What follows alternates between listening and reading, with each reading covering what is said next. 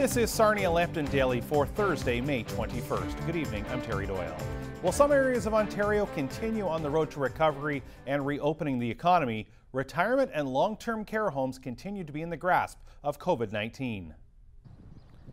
Another 4 people tied to Vision Nursing Home in Sarnia have tested positive for the virus. This brings the numbers up to 17 residents and 16 staff, 4 more than Wednesday's update. The home continues to work with outside groups such as Blue Water Health for staffing support and infection control. The numbers have not changed at the 2 other homes in Sarnia dealing with an outbreak. 2 residents at Village on the St. Clair and 1 at Marshall Gowland Manor have tested positive since the outbreak began on Friday. Overall in Sarnia Lambton, there have been 5 new positive cases in the past 24 hours, 4 of them at Vision Nursing Home. 19 people have lost their lives to the virus across Sarnia Lambton since the pandemic began, while 170 people are now considered to be recovered. There are now 46 active cases in the region. That number has been creeping up a bit in recent days. Well, as we know, throughout the pandemic, many organizations in the community have had to do things a little bit differently because of closures and doing things, social distancing. Here's Les Jones from the Royal Canadian Legion joining us now. And Les, good to see you first of all, and I've got to think at the Legion and the entire organization, things have been a little different over the past couple months. Oh, absolutely. Just like a lot of places. So we're a very social organization. And that's shut right down. So obviously we've had to close our building because of quarantine measures. So a huge part of what we do has changed. And being a nonprofit organization, we really rely on a lot of our events to raise funds, not only to keep the building open, but also to help the community and also to help our veterans and their families in the community as well. So here we are 8, 9, 10 weeks into this. Take me through sort of the steps that have been taken to try and help. I'm sure just with even the social isolation side, when you're dealing with, in some cases, a lot of members that would be in the older population, and it's important for them to have that physical distancing, but at the same time, it can be isolating. What sort of things have gone on just to help bridge that a little bit? So we actually have a person on our executive that throughout the year visits retirement homes, long-term care facilities, and visits with our veterans or their spouses. A lot of times it's just some conversation and that contact with the Legion. They're usually taking a little treat like a chocolate bar or something, and on their birthday they get a birthday card. So that's obviously had to stop. But we are still dropping off their treats and birthday cards, and we're trying to contact as many as we can over the phone. So Sue Browning is our volunteer on the executive that heads that up. So she's been quite active, still maintaining contact. And some of our other executive have also reached out to various other veterans that they know of in the community to maintain contact with them and just to see if they need anything that is not provided for them, and we try to get it to them. We also have a service officer, Bill Chafe, and he's still in contact with veterans that live in the community that may need assistance of some type. So he's maintaining that contact, and he's been able to help a few of our veterans that are in need of different things, and he's able to support them in that way. What sort of things are you finding, even if it's just like the supports? Is it even as simple things as maybe helping to pick up groceries and those little things that we've heard throughout the pandemic? Yes, yeah, absolutely. And part of what we do, we have the program Leave the Streets Behind. It's it's now gone federal. It started in Ontario to assist homeless or near homeless veterans. So that's part of Bill's umbrella of responsibility to ensure that these veterans aren't lost or forgotten during the pandemic. So he's able to reach out to them and assist them financially in some cases, or just with groceries, that type of thing. Have you heard as well that, and you kind of touched on it with the reaching out with Sue, and that just a phone call sometimes probably makes a huge difference, just having that contact. Sure, in the perfect world, coming into the building or those visits to the retirement home, but even a phone call has gone a long way? Yeah, absolutely. It's just that contact. And a lot of these people have been a part of the Legion family for years and years. And because of their age, and some have illnesses, even outside the pandemic, they're not able to get down to the Legion. So it maintains that contact with the Legion family. And Sue, the girl that goes, anybody that goes and talks to these veterans or their spouses, they enjoy it probably just as much as the veterans do, because there's some great stories, and they build some great relationships. I've got to think, well, my generation and the generations below, something like this would be the first time or maybe the most adversity they've dealt with. I have to think people who have been through a lot bigger things than this over the years would have quite the stories, and that probably can be a little bit of a reality check for some. If you've been, people that are still their spouses or veterans of World War II, for example, or other conflicts, I've got to think, this adversity of 9-10 weeks is probably nothing compared to what they've dealt with, and I've got to think for some, indeed, it could be quite the reality check. Oh, absolutely. Yeah, when they're great folks to speak to, and when you hear some of the stories, and some of the conditions that they went through, even on the home front, the families that were back here having to live through it, and definitely our veterans that were overseas, and the sacrifices they made. Some of them for years and years. Some were POWs, some were wounded. So yeah, some of the adversity that they had to deal with and the sacrifices they made. You're absolutely right. It can be a good dose of reality for a lot of people. Where do things go from here? And obviously we don't know for sure, but in terms of, you mentioned one of the challenges right now with the Legion is the lack of events being able to be hosted because of the pandemic. And of course that means fundraising, that means supporting some of the causes. What's sort of the plan? What's the challenge right now when it comes to that area? So we've, over the past few years, our Catch the Ace has been very successful. So we're still able to put money out in the community. And over the last couple months, we have been making donations. The executive still meets thanks to social media. We're able to have virtual meetings, and we are allowed to do certain things to maintain what we do. So we have been donating in the community. In fact, we've even been in touch quite often with the emergency manager in Sarnia. He's aware of what our facility is able to do with our huge kitchen. So we've offered those services to the city as well, if that is ever needed. So business, other than people coming in, we're still able to do a lot of business by helping in the community. And we've just had to adapt certain things. We had for VE Day on May 8th, we actually had a huge event planned. It was going to be a parade and replica or old military vehicles. We had our pipes and drums going to do some special things. We had a flyover planned, and it was going to end with a dance. Local musician Al Weiss put together a 14-piece orchestra for us, and we were going to have our veterans there and play 1940s music. So obviously, because of the pandemic, we had to postpone that. So we put together a virtual service that we live streamed. We were able to do it with just the 5 people that we were allowed to have together. And we had a little memorial service in front of the Legion. And Mother Nature threw us a curve, and the flyover wasn't able to happen. So Mark Sabutis and his crew with the 403 Honor Flight, we were able to do that just this last, yesterday, as a matter of fact. So we included them flying over the retirement homes and long-term care facilities, and even some veterans' private homes that are still in their homes. So that went on yesterday, and we got a lot of good feedback from that. So yeah, we just have to be very flexible and try to change how we reach out to the public and still honor our veterans and the sacrifices they made. As we get to the point of being able to reopen more and more things, is the size of the building going to be an advantage in a way, because at least with distancing, because of the size of it, at least maybe allows for some opportunities for distancing when it's safe to do so? Yeah, for sure. We have a large facility, and we're still waiting. We're trying to guess, like everybody else, how they're going to allow us to open up. Are there going to be restrictions on the numbers?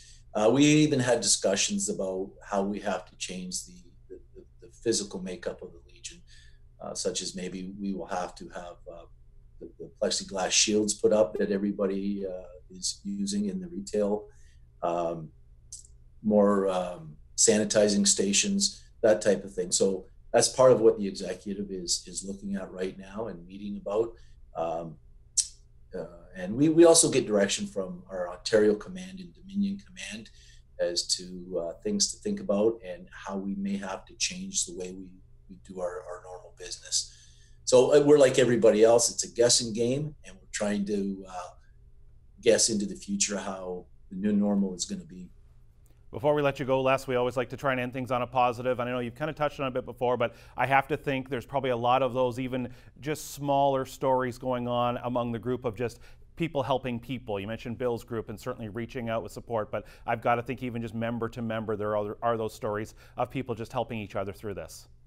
Oh, absolutely. You know, we have a lot of members, over 500 members, but there's a lot of friendships there.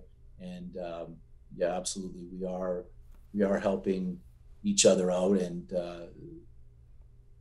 it was, I talked to Mark Sabutis, one of the pilots yesterday, and on the flyover, he was able to see one of our actual veterans. He knows where he lives, and he flew over the house, Mr. Percival, and he could see Mr. Percival from the ground waving a sheet in recognition of the flyover. So, you know, just that flyover yesterday meant so much to some of these people.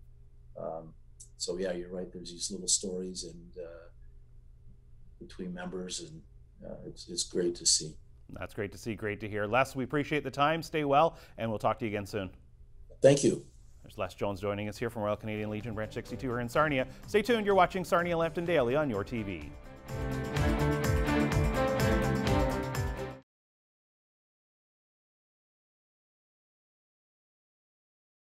Welcome back to Sarnia Lambton Daily. Well, we've heard updates that people are being encouraged more and more to wear masks, and someone who's been making masks locally for pretty much this entire pandemic joins me now from Petrolia. Toni Arts is here with me. And Toni, take me through what's been going on. I know dating back to March, masks have been a very busy thing for you. How did this all start? What's been going on? Well, it all started, a friend of mine, she works at University Hospital in London, and she had messaged me that they were running short already then on masks and asked if I knew how to make them. And I said, well, I'll give it a try. And then from then on, it just went crazy. That had to be nice to be able to help out, especially when this first started and we were hearing about those shortages in the hospitals. Yeah, so it was quite a quest, and I was really proud to do it. Yeah, I've been making them all day long, every day since then. Was there a little bit of trial and error off the bat to get the right fit and get the right, just sort of get it to the right way you wanted it and how they would like it? Yeah, I actually went online and I looked up and researched, and then I tried a few different patterns till I found one that I liked, that I thought fitted quite well. And then once I started making them, I had a few people test them, and they said they worked well and they were comfortable and they fit really good. I understand you've had some people, especially around Petrolia, helping you out, either looking for certain pieces, the elastic, all those kind of things. Yes, I've put out Facebook shout outs. First of all, it was elastic because everybody ran out of that. Everybody searched all their sewing supplies and dropped it off on my front porch. Other people brought fabric that they had around to help me out. Yeah, everybody's just been wonderful.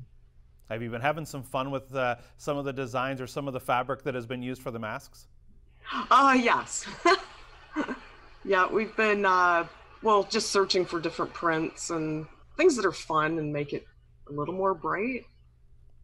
I understand you even in one case took the either a bandana or a scarf of one of the companies, basically, and were able to turn that into a mask for them. Yes, they had scarves with their logo. So they brought me all their scarves. So I used that as the top layer and then put the regulation cotton with it. So now they have their company masks.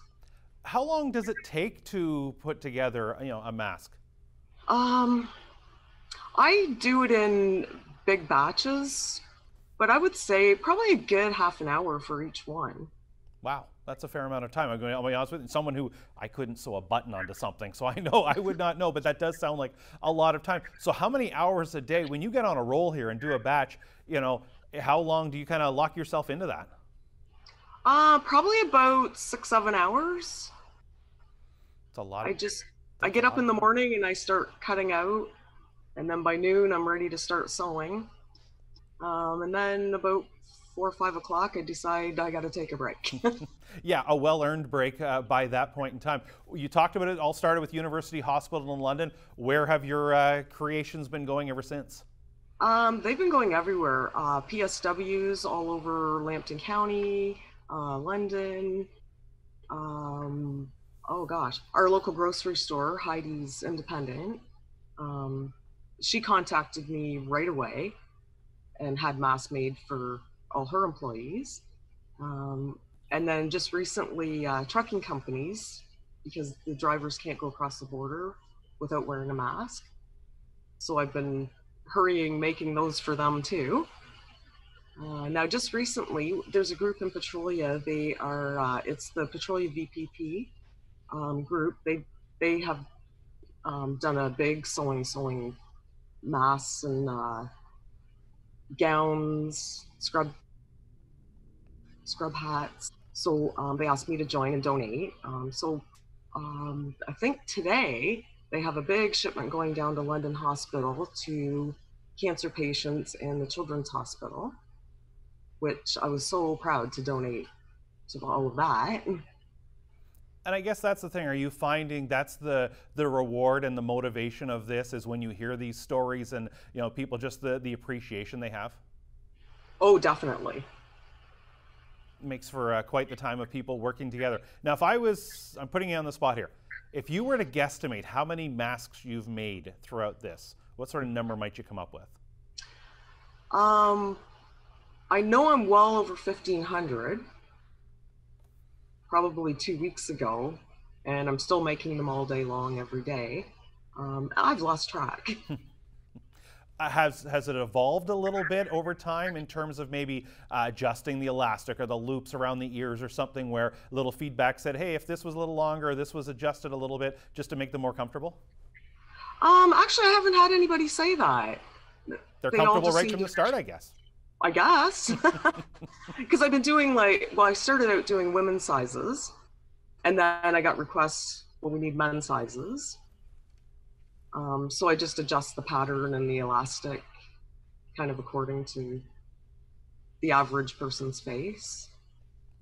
So it makes for quite the busy time. For people who aren't aware, obviously sewing is something you do on a regular basis as it is. Fill us in. What's when you're not making masks, what are you normally doing?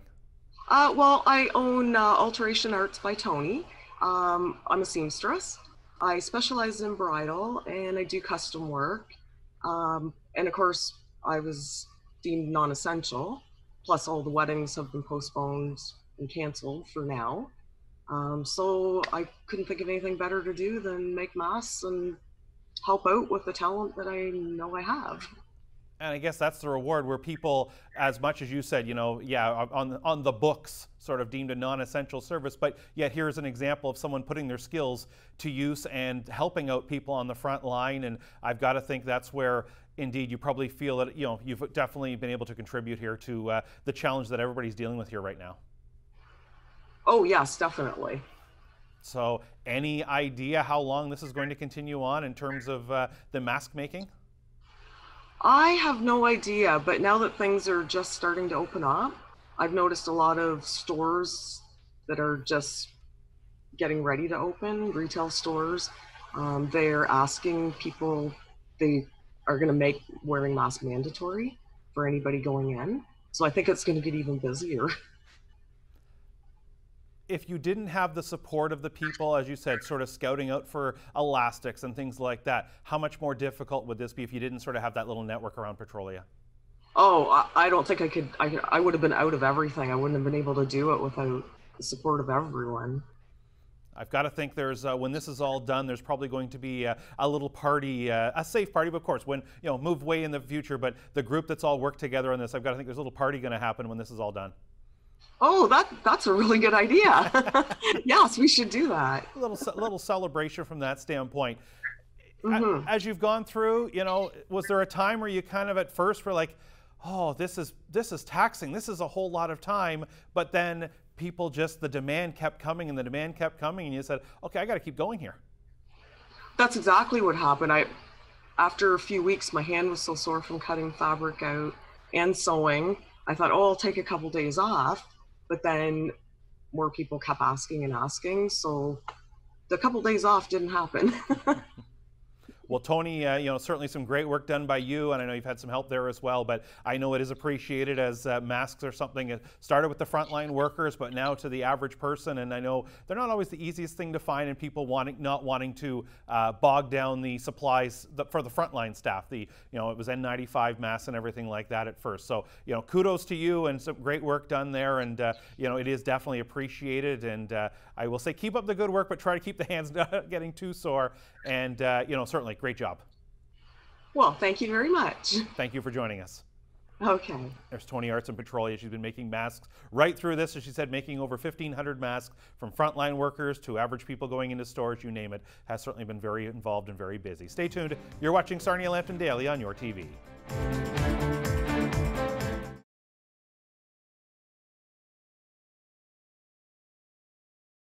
Welcome back. Working virtually and people wearing masks in public are becoming more and more common during this pandemic.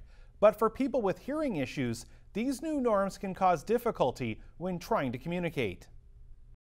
So a lot of people are in different communication situations in COVID right now. And so one of them, people are at home, and so they're looking to different tools. They're reaching out to, FaceTime and Zoom meetings and things like that, which are fantastic in order to keep people connected.